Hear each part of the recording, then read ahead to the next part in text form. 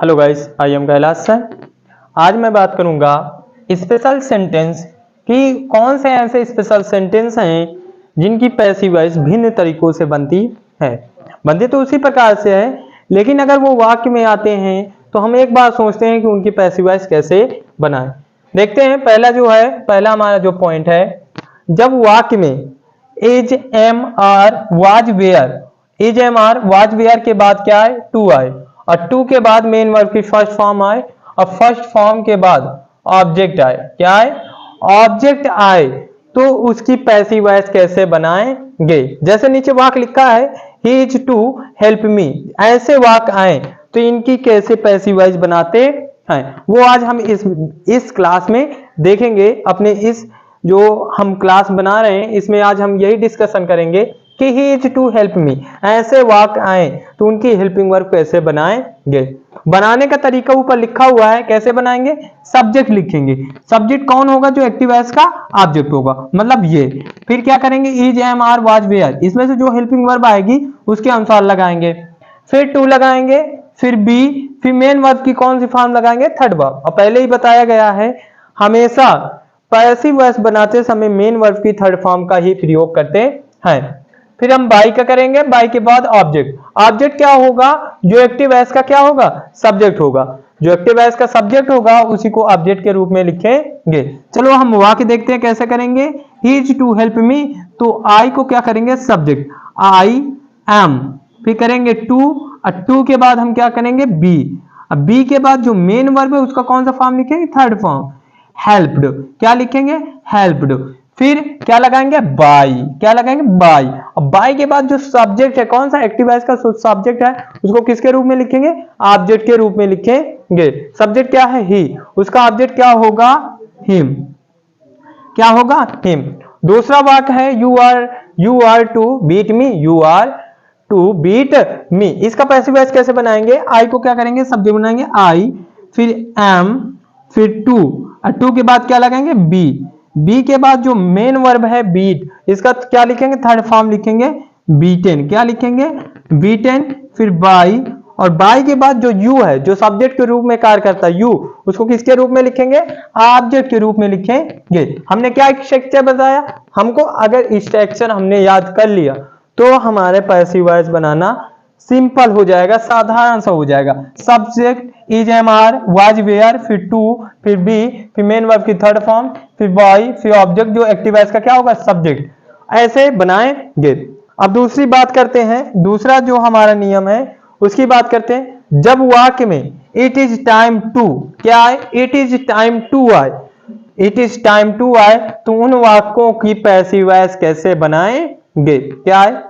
जब वाक्य में हमारे it is time to, it is time to जैसे आए तो उन वाक्यों की पैसिव वॉइस कैसे बनाएंगे, उसका भी हमने स्ट्रक्चर लिख दिया है, नियम लिख दिया है, रूल लिख दिया है। देख लेते हैं कैसे बनाएंगे। सबसे पहले हम इट इज टाइम लिखेंगे। क्या लिखेंगे? इट इज टाइम लिखेंगे, फिर फॉर लिखेंगे, फिर नाउन लिखेंगे। नाउन क्या होगा? जो ऑब्जेक्ट होगा, जो एक्टिव वॉइस का ऑब्जेक्ट लास्ट में होगा, उस नाउन को लिखेंगे किसके रूप में? ऑब्जेक्ट के रूप में जो होगा। ठीक। फिर टू लगाएंगे, टू के बाद बी, बी के बाद मेन वर्ब की थर्ड फॉर्म। उसके भी हम क्या देखते हैं? एग्जांपल देख लेते हैं कैसे करेंगे। आई होप कि आपको ये बेटर समझ में आया होगा। मैं आशा करता हूं कि तुम लोग को ये जो नियम मैंने बताया पैसिव वॉइस का, वो बेटर समझ में आया होगा। देखते हैं इस नियम का एग्जांपल। जैसे मैंने बात किया कि अगर हमारे पैसिव एक्टिव वॉइस में, अगर हमारा एक्टिव वॉइस का वाक्य ऐसे हो, it is time to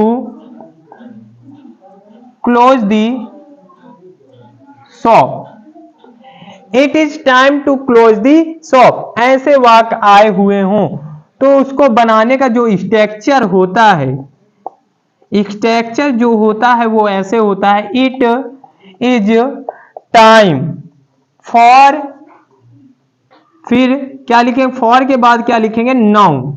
noun क्या होगा? जो शॉप होगा। क्या? जो लास्ट में एक्टिव वॉइस का क्या होगा? एक्टिव वॉइस का ऑब्जेक्ट जो होगा, सबसे लास्ट में जो वर्ड होगा उसको लेंगे तो उसके बाद हम क्या करेंगे, टू करेंगे, टू के बाद बी, बी के बाद मेन वर्ब की थर्ड फॉर्म। ये हुआ हमारा स्ट्रक्चर। अभी यही स्ट्रक्चर के हिसाब से हम बनाते हैं, कैसे बनाएंगे, पहले लिखते हैं पैसिव वॉइस इसका, it is time, it is time for, for के बाद क्या है, द शॉप, फॉर के बाद क्या लिखना, नाउन, नाउन क्या है, द शॉप, द शॉप, फिर क्या लिखना है, टू, क्या लिखना है, टू, फिर बी, टू बी, फिर मेन वर्ब की थर्ड फॉर्म, मेन वर्ब की थर्ड फॉर्म कौन लिखेंगे, जैसे क्लोज्ड बचा है तो इसको क्या लिखेंगे, थर्ड फॉर्म क्लोज्ड, ऐसे करेंगे। अगर आया हो it is time to close the shop, तो उसका पैसिव वॉइस बनाते समय it is time for the shop to be closed, ऐसे प्रयोग करेंगे। और देखते हैं example, it is time to play hockey, it is time to play hockey, तो इनको कैसे बनाएंगे, it is time, it is time for hockey to be played. हमने नियम बताया है और एग्जाम्पल बताए हैं कि इनको कैसे बनाएंगे। जैसे it is time to play hockey, तो पहले इट लिखना, फिर इज लिखना, फिर टाइम, फिर फॉर, फिर नाउन, नाउन जो होगा लास्ट में दिया होगा हॉकी, उसको फिर लिखेंगे, फिर उसके बाद टू लगाएंगे, फिर बी, फिर मेन वर्ब की थर्ड फॉर्म। आप देख सकते हैं कि हमने एग्जाम्पल बताए हैं। अब आपको मैं एक और एग्जाम्पल नियम बताता हूं कि जैसे अगर हमारे वाक्य में, हम पहले वाक्य लिखेंगे फिर आपको समझाएंगे। जैसे आया हो, I have to write a letter, I have to write a letter, इसकी पैसिव वॉइस कैसे बनेगी, how can solve this, how can solve this, हम इसे कैसे हल करेंगे, किसमें, पैसिव वॉइस में कैसे इसको चेंज करेंगे या हल करेंगे। बात करें अगर ऐसा कोई आया हो तो उसका जो स्ट्रक्चर होता है ये होता है कि हमको सबसे पहले क्या, हम स्ट्रक्चर की बात करते हैं, पहले स्ट्रक्चर की बात करें, स्ट्रक्चर की बात करें तो अगर पहले थोड़ा नोट लिख लेते हैं फिर बात करते हैं। नोट, अगर एक्टिव वॉइस के वाक्य में हैज, हैव या हैड, फिर टू, टू के बाद वर्ब की फर्स्ट फॉर्म आई हो तो पैसिव वॉइस कैसे बनाएंगे। अब स्ट्रक्चर देखते हैं कि कैसा इसका पैसिव वॉइस बनेगा। स्ट्रक्चर पहले देखते हैं, तो स्ट्रक्चर होगा पैसिव वॉइस बनाने का, किसका, पैसिव वॉइस में चेंज करने का स्ट्रक्चर है। सबसे पहले हमको लिखेंगे सब्जेक्ट, सब्जेक्ट का रूप लिखेंगे, कौन होगा, जो एक्टिव वॉइस का क्या होगा, ऑब्जेक्ट होगा। हम हमेशा यही बात करते हैं कि जो एक्टिव वॉइस का ऑब्जेक्ट होगा उसको सब्जेक्ट के रूप में लिखेंगे। फिर है जाए सब्जेक्ट के अनुसार और टेंस के अनुसार उसको लगाएंगे, फिर टू, फिर बी, फिर टू बी, फिर मेन वर्ब की थर्ड फॉर्म, फिर बाय, फिर ऑब्जेक्ट, ऐसा प्रयोग करेंगे। क्या प्रयोग करेंगे स्ट्रक्चर के माध्यम से, सब्जेक्ट जो एक्टिव वॉइस का क्या होगा, ऑब्जेक्ट, एक्टिव वॉइस का जो ऑब्जेक्ट होगा उसको सब्जेक्ट के रूप में लिखेंगे, फिर हैज, हैड, हैव, फिर टू, फिर बी, तो उसके बाद मेन वर्ब की थर्ड फॉर्म, फिर बाय, फिर ऑब्जेक्ट। ऑब्जेक्ट कौन होगा, जो एक्टिव वॉइस का क्या कार्य करेगा, सब्जेक्ट का कार्य करेगा, यहां पर वो एक्टिव वॉइस का ऑब्जेक्ट का कार्य करेगा। इस प्रकार हम प्रयोग करते हैं। एग्जाम्पल देखते हैं कैसे बनेगा।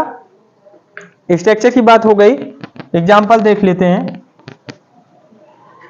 जैसे हमारा लिखा हुआ है, अगर इसकी बात करें, इसको करेंगे आ लेटर, और लेटर के अनुसार हैव नहीं लगता, हैज लगता है, हैज, फिर टू, फिर बी, मेन वर्ब की जो फर्स्ट फॉर्म है उसका कौन सा लिखेंगे, third form, written by me. दूसरे बात करते हैं, जैसे you had to the, oh sorry, cook food, ऐसे हो you had to cook food. तो फूड है, पहले फूड को लेते हैं, फूड, फिर हैड, फिर टू, फिर बी, फिर कुक्ड बाय यू। ये हुए ऐसे एग्जाम्पल जिनकी पैसिव वॉइस बनती है। आप देखकर ये कहेंगे कि इनकी पैसिव वॉइस नहीं बनती, लेकिन इन वाक्यों की भी पैसिव वॉइस बनती है। ये हमने इन तीनों नियमों को बता दिया है। अगर आपको कोई डाउट हो तो हमसे जाकर कमेंट लिस्ट में पूछ सकते हैं।